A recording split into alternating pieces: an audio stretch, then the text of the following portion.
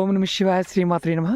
మిత్రులకి శ్రేభిలాషులకి అలాగే నన్ను ఇంతగా ఆదరిస్తున్న యూట్యూబ్ ప్రేక్షకులందరికీ కూడా పేరు పేరు ధన్యవాదాలు. మిత్రులరా, మీ అందరికీ పరాదేవత ఎల్లవెల్లా మీతో ఉండి మీ మనోవాంఛ నెరవేర్చాలని మనస్ఫూర్తిగా కోరుకుంటున్నాను. మీకు నేను ఈ వీడియో ఎందుకు చేస్తున్నానంటే, చాలామంది మిత్రులు గరకగడ్డి ఎలా ఉంటుంది అని చాలామంది అడిగారు. మొన్న వీడియోలో మీరు ద్వాదశ నామాల గురించి చెప్పారు, అందులో గరకగడ్డి అన్నారు. గరకగడ్డి ఎలా ఉంటుంది చూపించండి అని చాలామంది అడగడం జరిగింది. వారందరి కోసం నేను ప్రస్తుతం కృష్ణానది పరివాహక ప్రాంతంలో ఉన్నాను. ఇక్కడ మీకు 2 రకాల విధానాలు చూపిస్తాను. అందులో శ్రేష్టమైంది, అత్యంత విలువైంది, అలాగే తెల్లగా ఉండే గరకగడ్డి కూడా ఉంటుంది, అది కూడా చూపిస్తాను. తెలుపు అంటే ఏంటి, తెలుపు గడ్డి ఉంటుందని చాలామంది అడిగారు. ఎలా చేస్తే ఫలితాలు వస్తాయో కూడా మీకు ఈరోజు వివరిస్తాను. అంతకుముందు వీడియోలో కూడా నేను చెప్పడం జరిగింది. చూడండి, ఇదంతా గడ్డి. ఇందులో పచ్చగా ఉండేది ఉంది, తెల్లగా ఉండేది ఉంది. ఇదిగోండి, అక్కడక్కడ ఈ తెల్లగా కనిపించే గడ్డి కనిపిస్తుంది, ఇందులోనే వస్తుంది.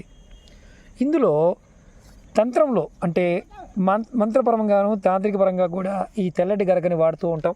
ఇప్పుడు ఇదంతా గరకగడ్డే. మనం ఇంట్లో కూడా కుండీలో కూడా ఈ గడ్డిని పెంచుకోవచ్చు.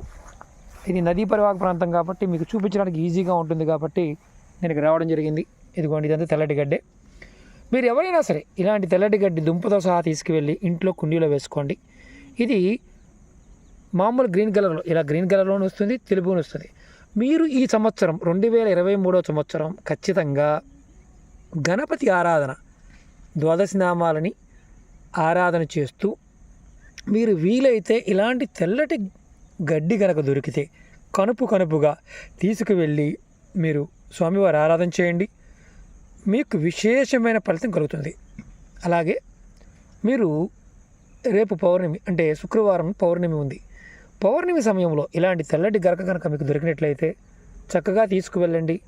గణపతి ఆరాధన అంటే స్వామివారికి ఇలాంటివి ఒక 108 పూసలు, అంటే ఇలా మామూలుగా ఏ ప్రాంతాల్లో దొరుకుతూ ఉంటాయి, నదీ ప్రాంతాల్లో లేకపోయినా సరే ఒక 12 పూసలైనా తీసుకోండి. తెల్లటి పూసలు నేను చూపిస్తాను. ఇలా ఈ 12 పూసలు ఇలాంటి తెల్లటి గరక తీసుకోండి. తీసుకొని మీరు ఏం చేస్తారంటే చక్కగా గణపతి ఆరాధన చేసి దీనిని మీరు పచ్చకర్పూరంతోనూ అలాగే లవంగ, యాలిక అంటే ఒక 2 లవంగాలు తీసుకోండి, 2 యాలకులు తీసుకోండి, అలాగే పచ్చకర్పూరం తీసుకోండి. తీసుకొని ఈ మూడింటిని పూజ అయిపోయిన తర్వాత అంటే పౌర్ణమి రోజు పూజ అయిపోయిన తర్వాత మీరు వీటిని చక్కగా ఒక పసుపు కలర్ క్లాత్లో పెట్టి మూటగా కట్టి మీ లాకర్లో కానీ లేదంటే మీరు ఎక్కడైతే ఎక్కువ సమయాన్ని కేటాయిస్తూ ఉంటారో ఆ ప్రదేశంలో అలమరలో కానీ పెట్టి ఉంచండి. ఈ సంవత్సరం మీకు కేతు ప్రభావం చేత వచ్చే ఇబ్బందులన్నీ కూడా తగ్గిపోతాయి. ప్రయత్నపూర్వకంగా చేయండి. మీకు ఐశ్వర్యంతో పాటు అన్నీ కూడా కలిసి రావడానికి అవకాశం ఉంటుంది. ఎందుకంటే ఇప్పుడు చూస్తున్నారు కదా, ఇది పరివాహక ప్రాంతం, చక్కగా గడ్డి పుష్కలంగా దొరుకుతుంది. నేను స్వీకరించడానికే వచ్చాను, మీకు కూడా ఒక ఐడియా ఉంటుంది, అడిగారు కాబట్టి తెలియజేస్తున్నాను. ఓకే మిత్రులారా, అలాగే అనేక రకాల సమస్యల గురించి మీరు అడుగుతూ ఉన్నారు, నేను చెప్తూ వస్తున్నాను. మీరు మన ఛానల్లో ఉన్న వీడియోస్లోకి వెళ్ళండి, అలాగే ప్లేలిస్ట్లోకి వెళ్ళండి, మీరు ఆచరించగలిగేదాన్ని ప్రయత్నం చేయండి. అలాగే చాలామంది గురువు గారు అపాయింట్మెంట్ కావాలి అని అడుగుతూ ఉన్నారు. మన వీడియో డిస్క్రిప్షన్లో నెంబర్ కూడా ఇవ్వడం జరిగింది. ఆ నెంబర్కి కాల్ చేసి మీరు అపాయింట్మెంట్ తీసుకోవచ్చు.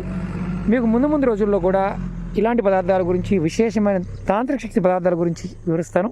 అలాగే మీ అందరికి వినపం ఏంటంటే, మీకు ఒకవేళ అందుబాటులో లేకపోతే దొరకకపోతే మీరు ఇంటి దగ్గర కుండీలో అయినా సరే గరకగడ్డి పెంచండి. ఈ సంవత్సరం ఎవరైతే కేతు ప్రభావం నుండి రాహు ప్రభావం తగ్గించుకోవాలనుకుంటున్నారో, ఆ ప్రభావం మీ మీద లేకుండా ఉండాలనుకుంటున్నారో ఖచ్చితంగా మీరు ఇలా గరకతో పూజ చేయండి. ఖచ్చితమైన ఫలితాలు వస్తాయి. ఇది నేను ఒకటే చూపిస్తున్నాను అనుకోమాకండి, నేను చూపిస్తాను, మీకు చాలా ఉన్నాయి. ఇదంతా ఈ ప్రదేశం అంతా కూడా తెల్లటి గడ్డితోనే ఉంది, ఎందుకంటే పరివాహక ప్రాంతం కదా.